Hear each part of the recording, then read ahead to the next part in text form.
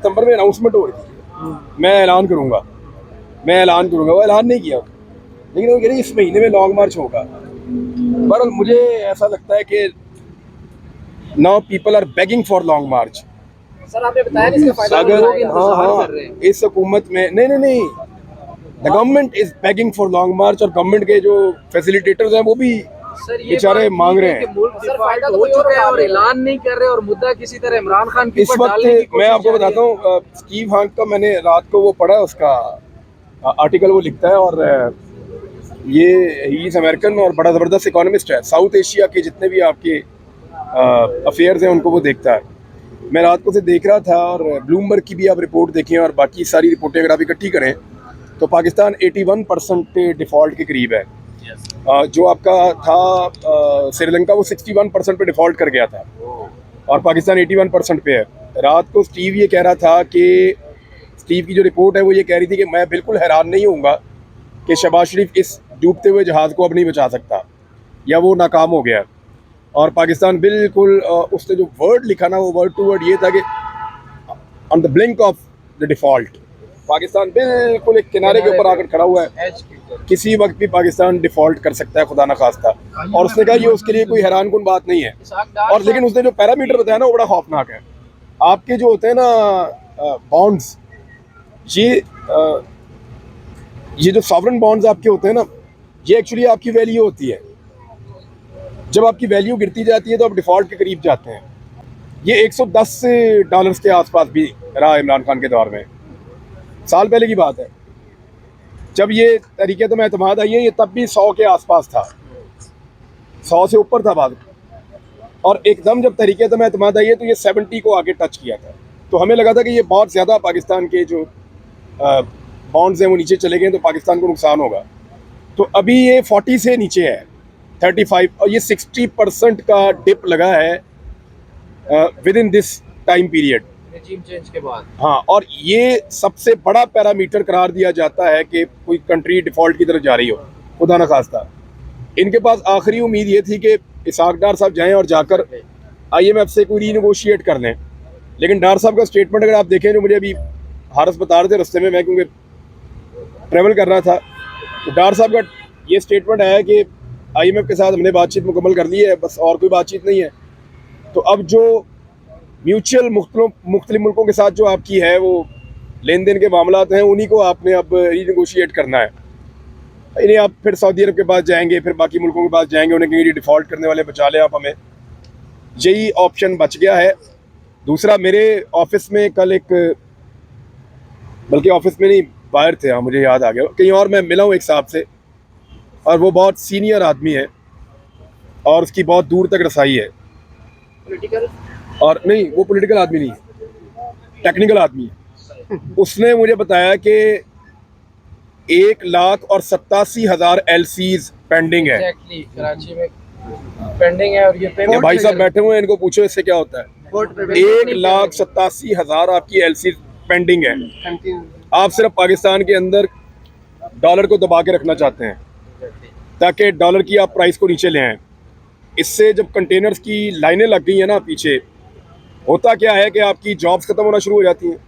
आपकी 40% इस मरतबा कपास कम पैदा हुई है, वो आपने बाहर से लेके अपने ऑर्डर पूरे करने हैं ना, आपकी इंडस्ट्री का पट्टा बैठ जाएगा। अदरवाइज आपको ये खोलनी पड़ेगी LC।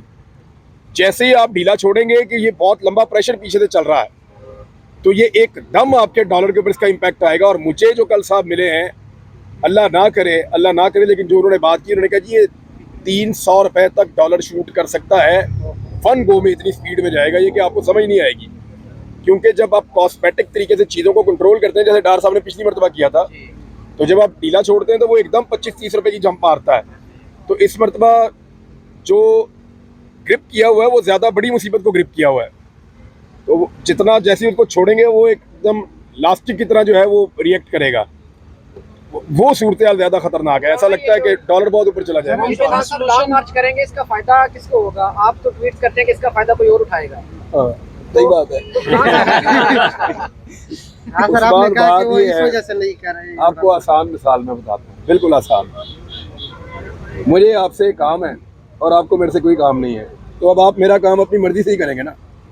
लेकिन अगर आपको भी मुसीबत पड़ गई और मेरे से काम पड़ गया तो फिर आप मेरा काम कर देंगे, वही इतनी सी बात है। सर इसको चाइना मुलाकातें हो रही है, इनका कोई हल निकलेगा? नहीं, क्यों चाइना क्यों करेगा रेस्क्यू? चाइना को आपने ऑलमोस्ट धोखा दिया हुआ है। उनके तजियाकार इसके ऊपर बात करते रहे हैं। वो ये कहते हैं कि जब हमें पाकिस्तान के ऊपर, पाकिस्तान की खारजा पॉलिसी पे जब जब हमें भरोसा होने ही लगता है, उसी वक्त जो है वो हमें कोई ना कोई टीका लगा देते हैं।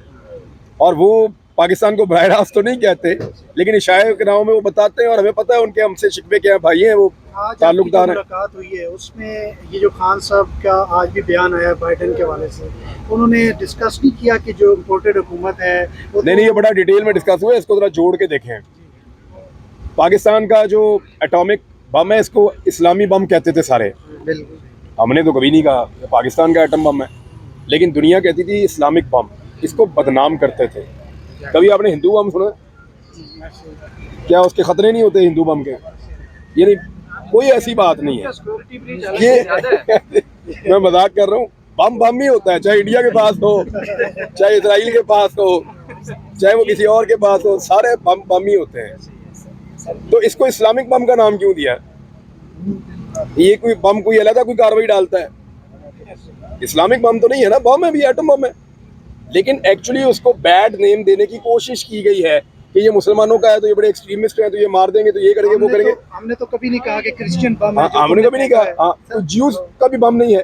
अब इसको जरा आप समझें कि आपकी एटॉमिक कैपेसिटी या कैपेबिलिटी जो है वो दुनिया को पसंद नहीं है। 3-4 चीज़ें ऐसी हैं जो पाकिस्तान से दुनिया को हटाने का बड़ा पुराना मिशन। एक, इंडिया के साथ आप अपने तमाम मामला इंडिया की मर्जी के मुताबिक तय कर लें, पहली चीज़। उसमें वो कश्मीर भी है, सिंध के एरियाज भी हैं, और बाकी भी जो उनके साथ सरहदी तनाज़ात हैं वो इंडिया के मुताबिक आप हल कर लें, तिजारत के भी, बाकी सब। नंबर 2, उनको चाहिए कि इसराइल के मामले के अंदर आप गुंजाइश पैदा करें, और जैसे बाकी अरब मुल्क कर रहे हैं वैसे आप कर लें।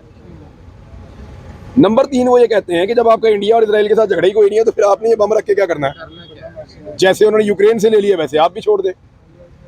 तो ये उनकी ख्वाहिशात हैं। ये ख्वाहिशात तब तक पूरी नहीं होती जब तक पाकिस्तान खुद मुख्तार है। खुद मुख्तारी तब ख़त्म होती है जब आपकी इकॉनमी डेड हो जाए, जब आप खुदा न खास्ता डिफ़ॉल्ट कर जाएं। पाकिस्तान बिल्कुल एक आखिरी किनारे पर खड़ा है। उस मौके पर जब पूरी दुनिया ये एनालिसिस कर रही है, अमरीकी सदर का अचानक आना और आकर पाकिस्तान के बारे में ये बयान देना, ये मानी खेज है, ये मजाक नहीं है। सर मेरा एक सर ये सवाल है। बयान क्यों दिया अभी? सर मुझे एक सवाल बिलावल है वो तो डिफाइन कर रहे हैं। वो कह रहे हैं कि उसने ये किया, ये वो कोई सरकारी बयान बिलावल ने मेरे ख्याल में व्हाइट हाउस में वो नेट प्राइस है ना आजकल, वहाँ पे नेट प्राइस ही है। नेट प्राइस से अच्छा बिलावल उनको डिफेंड कर सकते हैं। ठीक है, करते रहे। सर जब हम जो बाइडन ने जब अभी बयान कश्मीर का नाम नहीं ले सकते, अभी ये जो बाइडन ने क्यों बयान दिया, ये जो ये कि पाकिस्तान, क्योंकि अभी हम बहुत करीब पहुंच गए हैं अपनी मईशत की तबाही के। देखें, अमेरिकन ने ना बाद औक़ात आप पे जब भी कोई चीज़ उन्होंने आपसे मनवानी होती है ना, तो वो आपको वो मैक्सिमम पोजीशन के ऊपर जाते हैं। वो कभी भी आपसे अगर उनको अगर आपसे 2 चीज़ें मनवानी है तो वो 10 की डिमांड डालेंगे। और आपको याद है एक किताब लिखी थी अमेरिकन ने, जिसमें परवेज़ मुशर्रफ के बारे में उन्होंने कहा था कि हम ये सोच रहे थे कि अगर मुशर्रफ इसमें से इतनी बातें भी मान ले तो बहुत बड़ी बात है, तो मुशर्रफ साहब ने सारी मान ली। और जब उसामा बिन लादेन का अटैक हुआ, उसमें भी वो कह रहे थे हम कॉल करेंगे, जरदारी रिएक्शन देगा, लेकिन हाँ, वो नहीं दिया। हैरान, हमने हमेशा उनको हैरान ही किया है। सर एक तो सवाल है। फ्लेक्सिबिलिटी इतनी है पाकिस्तान की। सर अगर तो ये उन्होंने पोजीशन रखी है पाकिस्तान के सामने, एक पोजीशन उन्होंने रखी है पाकिस्तान के सामने, और इमरान भाई, उससे वो कुछ गेन करने की ये कोशिश जो करेंगे। इतनी वर्स्ट कंडीशन है इकोनॉमी की, उसी जगह ट्रिब्यून पर एक स्टोरी शाये हुआ है जिसमें बताया गया कि 41 करोड़ रुपए जो है वो इमरान खान के लॉन्ग मार्च को यानी कि उसको कवर करने के लिए मुख्तस किए गए हैं। 41 करोड़ रुपए। इस्लामाबाद और सिचुएशन इस्लामाबाद पुलिस को सिचुएशन ये है कि उधर आप डिफॉल्ट करने वाले हैं, हुकूमत ये काम कर रही है। 41 करोड़ रुपए, इसमें कितने घर बन जाएंगे? 40 करोड़ में हम वहाँ पे कोई 500-600 घर तो बना रहे हैं। ज्यादा बना जी, बहुत ज्यादा है। 4,000 4-5 हज़ार घर बना लेंगे। 4-5 एक तरफ मेरा कहते हैं सवाल कि है, इकोनॉमी जो है ना डाउन हो रही है, और उधर जो है ना वो 40 5 हज़ार घर बन जाएंगे। ये 5 हज़ार घरों का मतलब है कितने लोग अंदर चले जाएंगे अगर 6 बंदे भी आप लगाएं तो? इमरान भाई, अब 30 हज़ार बंदे अंदर चले जाएंगे। इमरान भाई बम के हवाले से सवाल था। आपके आर्मी चीफ ने जब अभी काबुल में खिताब किया, कश्मीर का जिक्र ही नहीं किया, और ये सुनने में आ रहा है कि ये इस बारे में कोई अब इंडिया के साथ कश्मीर रिलेशन जो है ना, उसका तो जिक्र बम ना कम भी हो करेंगे ना, क्या? तमाम हम करेंगे क्या? सर कश्मीर का जिक्र ना भी हो, कश्मीर हमारे दिल पे लिखा हुआ है। लेकिन सर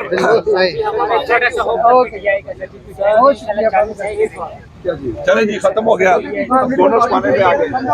अपलोड करें